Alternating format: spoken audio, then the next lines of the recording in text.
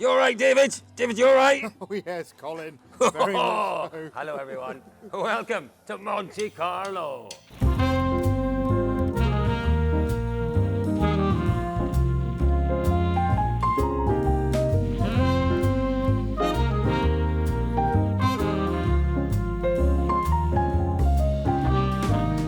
We did end up in that lovely-looking bobsleigh. What's it famous for, that bobsleigh? Do you know? It's for Colin Clark jumping in it just before the Monte Carlo preview. That's the one, isn't it? Would you believe?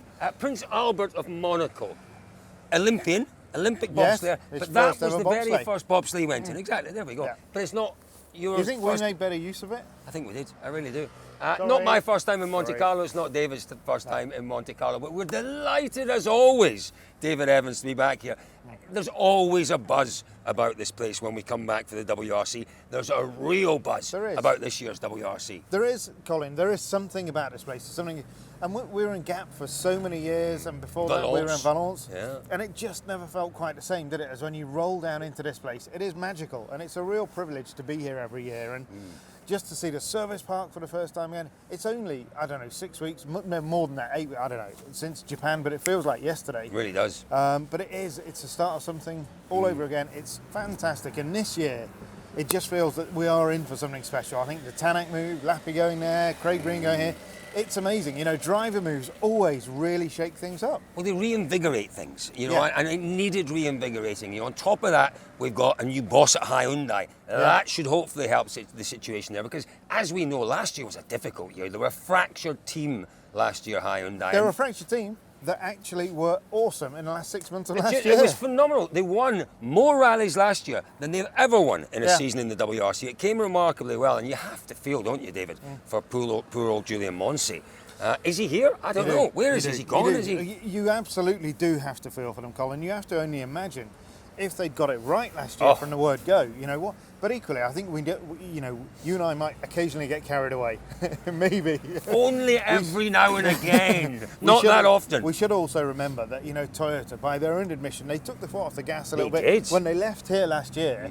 And Julien Monse was saying, we were lucky to even make the start. You know, Toyota were like, wow, okay, it's real. You know, they are that bad. So let's just relax a little bit. And they did. And so the mid-season bit where there could have been more development from Toyota, there wasn't. And they paid the price. Over the off-season, they will have picked that up again, and I'm sure, you know, Toyota will be back there.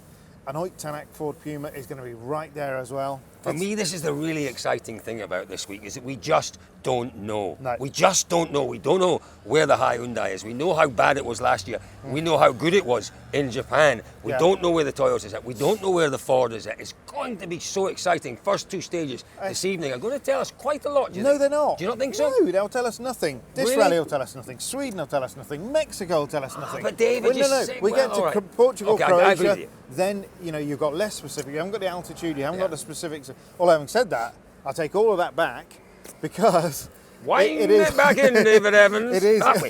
Wind it back in, it David is, Evans. as we've spoken about many times today to everybody here, it's a dry tarmac rally. Yes. You know, there's not going to be a lot of snow and ice around. So, you know, and I do agree with you. You know, we do have to wait until we get these three specialist rallies out the way. But it told us a lot last year, Monte Carlo. It told us just how bad Hyundai were. Yeah. So we knew that. But anyway, let's move on from that and let's discuss this rally, because, as you say, we're based in Monte Carlo. It's a proper length this time as well, David. 325 Ks, 18... Not really a proper length. Yeah, last year was 290. Over 500 is a proper length. It would be nice, wouldn't it? Do you think we'll ever get that again? No. I'm not sure we will, sadly. Move on, that's another... Proper length rally, if you like, you know, by modern standards. Yeah. But, as you rightly said, the forecast looks a little bit benign. A benign Monte. Yeah. Not sacrilege. Can I say it's boring? Yeah. Can I say it's boring? I think it's fair. It's absolutely fair comment, Colin.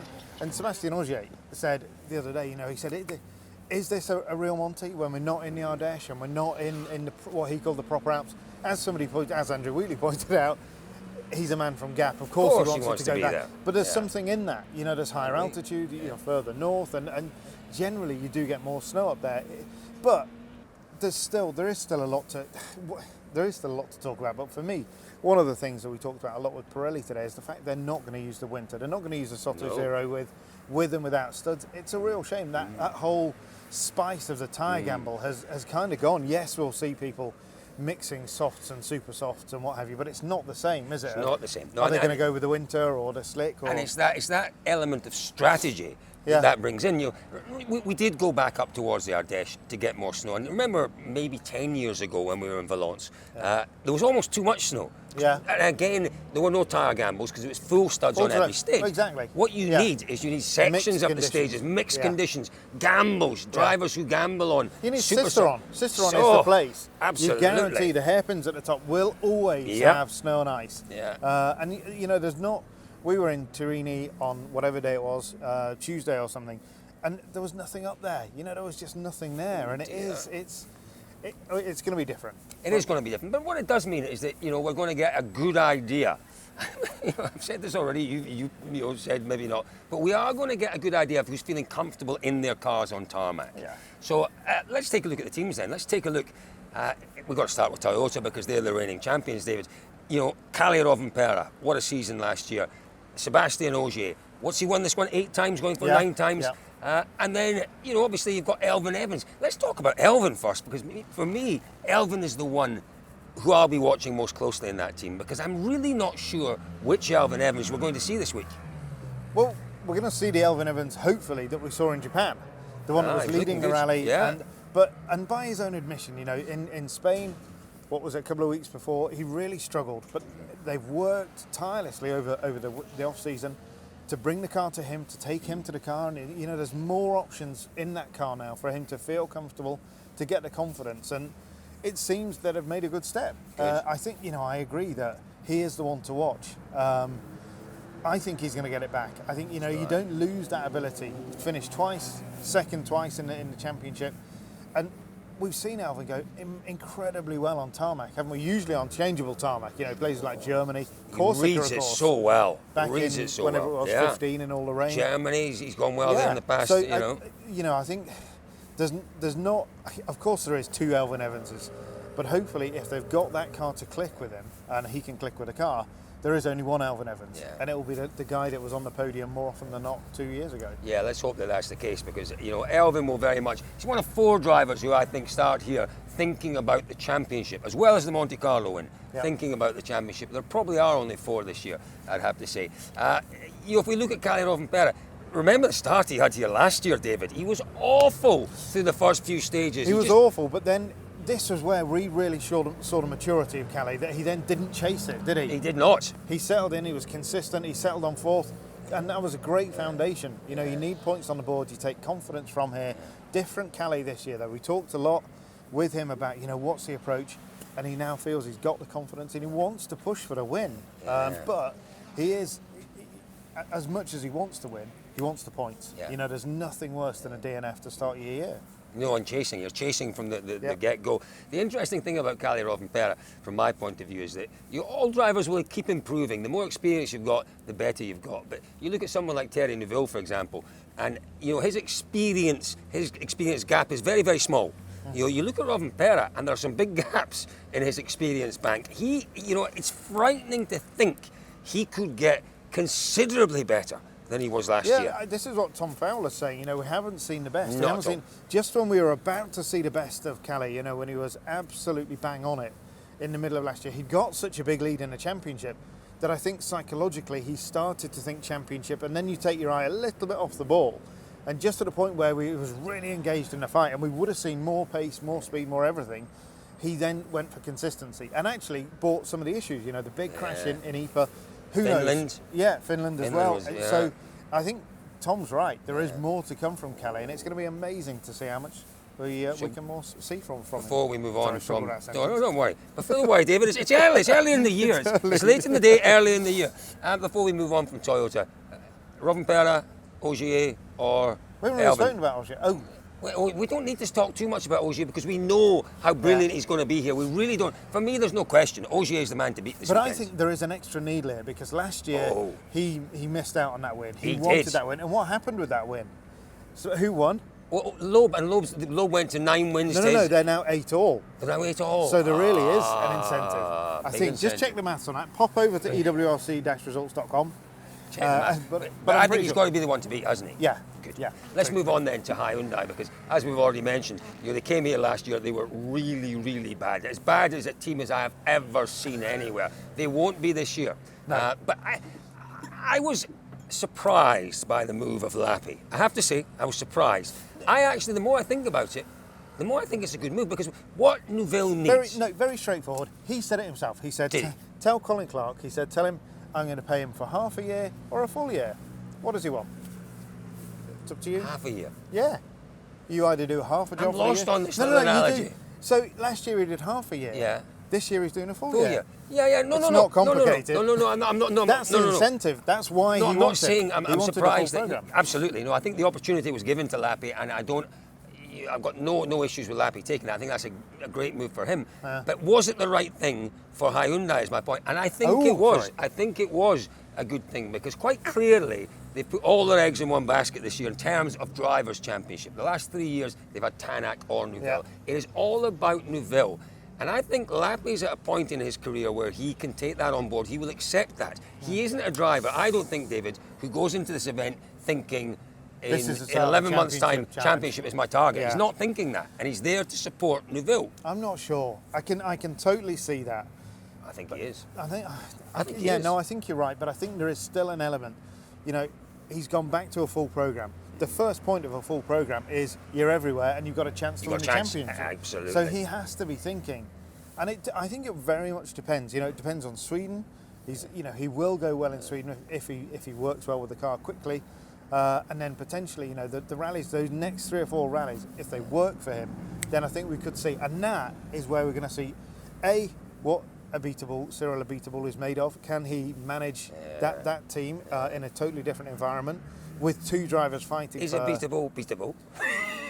Sorry. I'm sure he's never heard that before. He must have heard that Apologies, once or Cyril. twice. Remember last year with Tanak, there was a battle of design philosophy. Tanak drove the car one way, Neuville drove it the other way. Neuville is very comfortable in 5th gear pulling the handbrake. No other driver is.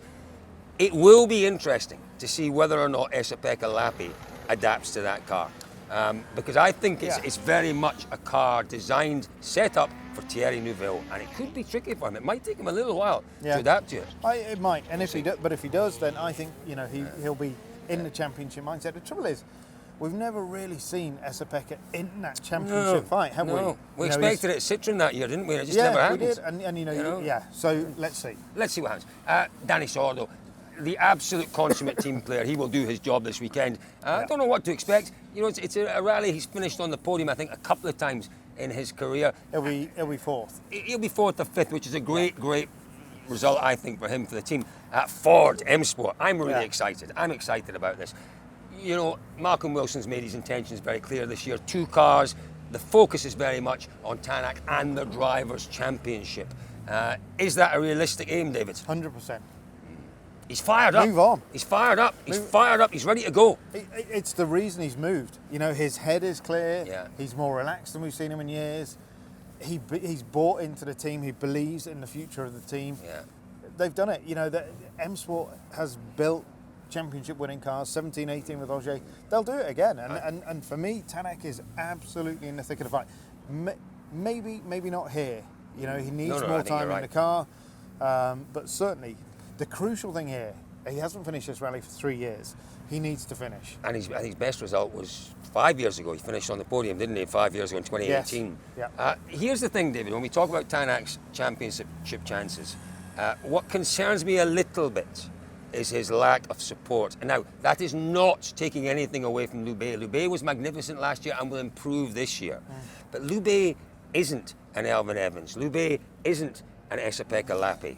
Will that hold him back is my question to you. But crucially, they've got somebody on the side, near the sidelines that they could bring in on the key rallies. Who? Well, Sebastian Loeb. Oh, yes. Well, Remember? if that happens, yes. Oh, how good would that be? Jeez, how could I forget Sebastian Loeb? Particularly when you spent the last 2 weeks with him. 2 weeks with him, yeah. Me and Seb are busy mates now, I tell you.